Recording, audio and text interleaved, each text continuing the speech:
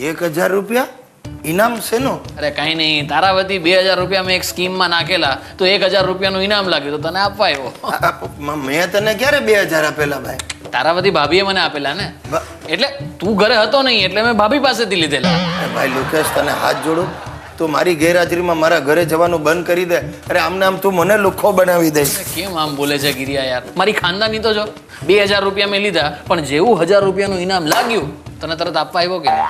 હા આવ્યો, 1000 આપવા આવ્યો, પણ તોય મને તો લમણામાં 1000 ની વાગી ને. અરે ભાઈ તું શું આવું કટકટ કર્યા કરે છે યાર? ધંધામાં આવું ચાલ્યા કરે. આ ટાટા, બિરલા, અંબાણી એ લોકો બધા આમ જ ધક્કા ખાઈ ખાઈને આ લેવલ ઉપર પહોંચ્યા છે. એટલે તું ટૂંકમાં મને ધક્કા ખવડાવીને છેલ્લે ટાટા કરી દઈશ. ટાટા નહીં કહું, ટકી રહીશ. અરે ગાંડા, તારા સિવાય મારું આમ છે કોણ હે? તારા સિવાય મને કોઈ ઊભોય નથી રાખતું, કોઈ એક ફદ્યોય નથી આપતું. અને તારા ભરોસે તો મેં ઇન્ડસ્ટ્રી શરૂ કરવાનું વિચાર્યું છે. મારા ભરોસે કઈ industry? No need toothpaste, toothbrush, export quality. No need toothpaste, toothbrush એ શું? બાવળના દાંતણ. ટૂથબ્રશ એવું કે જેમાં ટૂથપેસ્ટની જરૂરત જ નથી. યન્ન વદ્રયે યન્ન પલેખલા. એટલે એમ કે ટૂથપેસ્ટની જરૂરત જ નથી. આખો ધંધો ખાલી જાહેરાત ઉપર ચાલશે.